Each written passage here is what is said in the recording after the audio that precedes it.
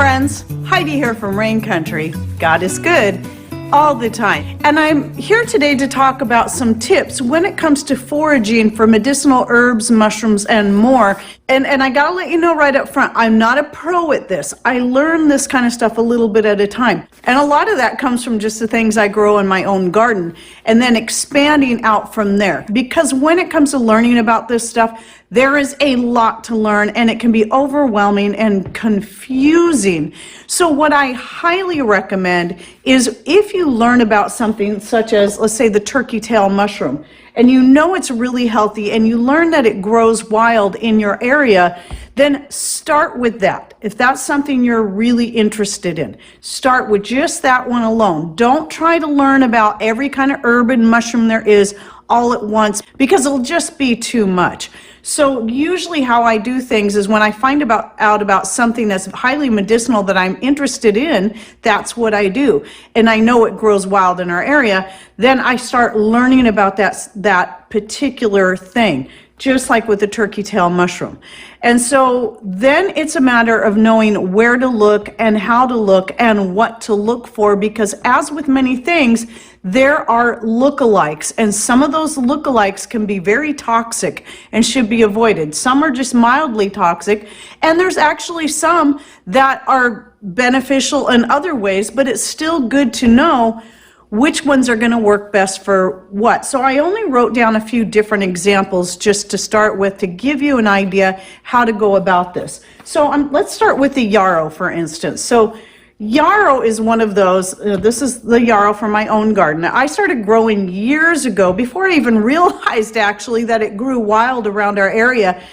And I found out because when we went to the beach one day, I was already very familiar with it because I was growing it in my garden. Then I saw it growing right along the rocky areas right next to the beach. But I knew exactly what it was as soon as I saw it because I was so very familiar with it because I was harvesting it and using it already by that time.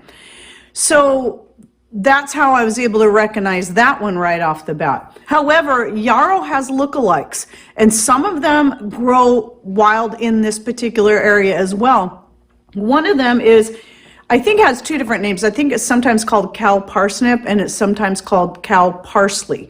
And that one is highly toxic. You shouldn't even touch it. It can actually cause you to get severe burns if you touch it. But it is a much bigger plant. The leaves are very, very different. The only thing that looks similar is the flower itself. And from a distance, I know, driving, when we're heading into town, I can see it grow alongside the road and I see the flower and it catches my eye because it looks just like yarrow. But the flower does, but it's much bigger and the leaves are very different. The leaves on the yarrow very fine and feathery and soft, where the leaves on the cow parsnip are big, broad, and just the plant as a whole is much bigger. And another one that is very similar looking to the yarrow is the poison hemlock, which is also poison, which is also should be avoided. Then there's another one that's a lookalike that can be beneficial, and that is the Queen Anne's lace. One of the defining characteristics is right in the very center of the white cluster of flowers, you'll see a purple to red flower, and that's one way you can tell the difference. But at any rate, I know that if I was to see any of those in the wild, I would definitely know the difference between them and the yarrow, even though at first glance, especially the flower, they all look very close to the same thing.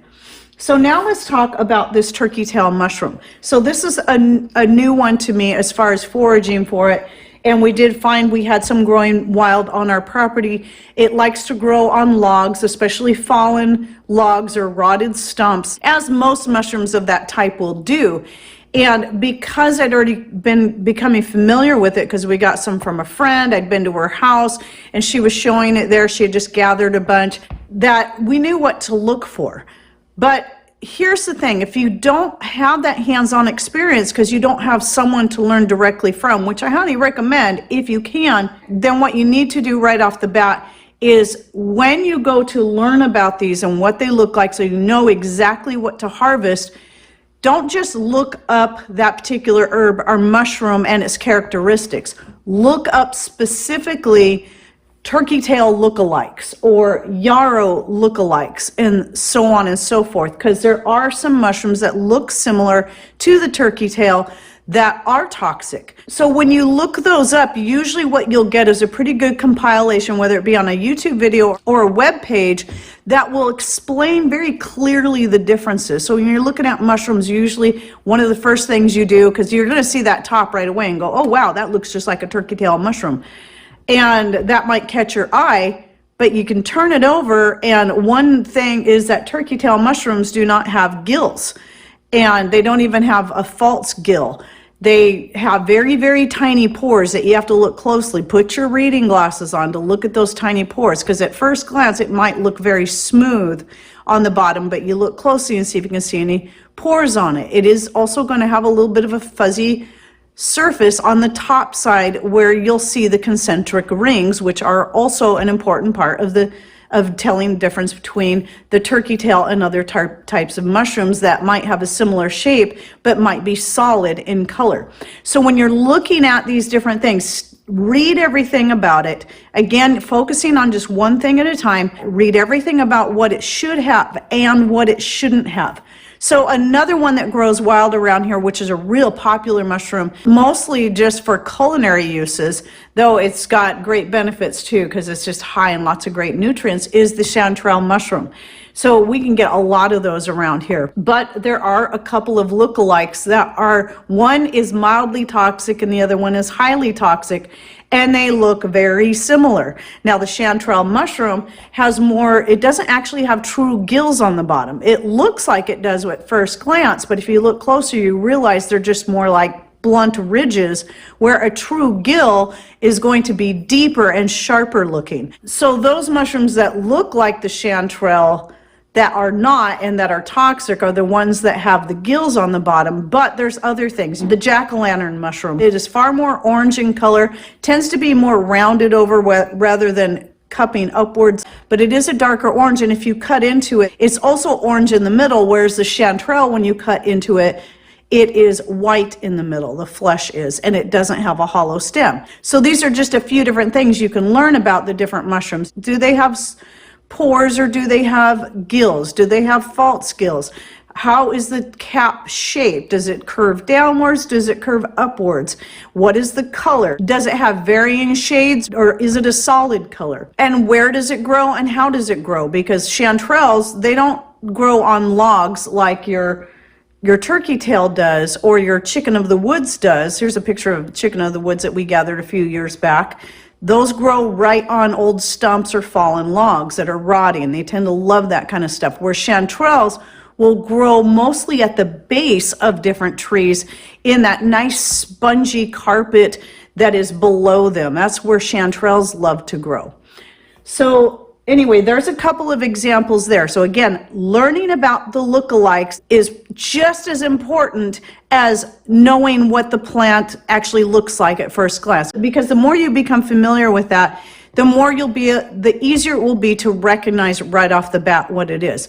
And then the more you're dealing with it. So, you know, it is highly recommended that you can get out when you first go foraging, go with someone who knows what these things look like, and then touch those things, feel those things, harvest those things, work with them so that there's no way that you could get it confused with anything else. And then another one I wanted to mention, these are some dandelion flowers I just pulled out of my dehydrator. It's far less likely that you're going to find a dandelion lookalike that is toxic because most of them do have similar benefits. But if you're wanting specifically dandelion because of its particular medicinal benefits and it being higher in medicinal benefits than, let's say, the cat's ear, then it is good to be familiar with that, good to be familiar with the cat's ear. Now, dandelion is good for most animals, where the cat's ear can be toxic to certain farm animals, I think horses in particular. So in that case, it is good to know the difference. Now, it won't be toxic to you, but it can be toxic to your horses. When I did a video a few years back on dandelions, which I'll link to in the description box down below, I did show some side-by-side pictures because we have here on this property, we have both that grow. We have the cat's ear and we have the dandelion. And the way they grow is very different. The flowers can look very, very similar, but the leaves are very different. To me, they look very different. At first glance, you might not see it, but if you look close, you can see the cat's ear is called that because the leaves are actually fuzzy, where your dandelion leaves are smooth. Dandelion leaves have the more tooth-shaped edges on them, which is why it's called the dandelion. Dandelion, which is tooth of a lion, and so you'll see that lion's tooth shape, where on the cat's ear, it does still have little points on it, but they're far more subdued and don't look like teeth the way the dandelion leaves do. So that's just one of the ways you can tell them apart. But there are other lookalikes in your aster family that are similar to dandelion that possibly can be toxic. There's another one that is actually quite useful, but you have to be careful how you use it, is wild lettuce. A lot of people use that for pain, but at first glance you might think it's a dandelion, but wild lettuce tends to have clusters of flowers at the top, whereas a dandelion flower only grows on one stalk per flower, where a wild lettuce has one very skinny stalk. Dandelions have fatter stalks on them, or stems, and then that branches out and makes several different flowers, and the flowers on the wild lettuce are smaller as well. Make sure you understand all the differences, because even if, just like with the wild lettuce and the dandelion, they both have medicinal properties to them, they are very different in how they should be used. So it's still good to know the difference. You don't want to put them all together. So I'm not going to put my wild lettuce flowers, if I start collecting them, in with my dandelion flowers, or the wild lettuce leaves, which it does grow here on our property, in with my dandelion leaves, because I dehydrate those up separately as well. I don't want those together because I'm going to be using them differently. And then the other thing I highly recommend is, because you don't know, I mean, I get on the internet and I look all this stuff up and I look at all these different pictures because that's the quickest, easiest way to do it. But what if you don't have internet? What if everything is down there and you don't have access to that information? Then it is incredibly important that you have hard copy books. Now, I have quite a few different herb books, but when we're talking about foraging, what you want to look for is something that is more specific to your location. Now, this particular book here, because we're in the Pacific Northwest, we're in Washington State on the peninsula, not far from the coast. Mary from Mary's Nest had sent me this a couple years ago. And very excellent book, and this is what you definitely want, is colored pictures. Some of your older books, so they can have great information, might only have drawings, but good clear color pictures, I believe, is very, very important, and a good description. So you can see what that looks like here. Now, I know this book and the other one I'm going to show you is actually part of a series, so I will link to this so you can get some more information about it. It may have different authors, but it's put out by the same company, but they have different books for different locations, at least around the US. The other one that we've had for a long time is the plants of the Pacific Northwest coast. And this isn't specifically just about medicinal plants or edible plants, it's just about all the plants, which is good to have too. So we have nice color photos in there. I would say it covers pretty much everything in here. So having something like this is really important. I do have this book that was sent to me from one of my followers from Australia. Now, there might be some of these plants that grow here in America and maybe even the Pacific Northwest, but if you're in Australia, this book right here, How Can I Use Herbs in My Daily Life, and this is by Isabel Shippard, and this is one that is highly recommended if you're in Australia. I can't tell you about the books in any other places, so what I'm hoping is that anyone that's watching from the UK, from South America, anywhere around the world, please share with us down below what books do you know that are very specific to your area that can be helpful at learning about the different wild edibles and medicinals that you can forage for yourself, because I think especially now people really should be trying to get some hard copy books in their library that are going to pertain specifically to them, because it's becoming more and more important that we learn these old ways again, these old ways that are no longer being taught to us, sadly. So I also will link to a couple different book-related videos that I've done. One that just recently came out about the self-sufficiency and prepping books, and then another one I did over a year ago on building your preparedness library.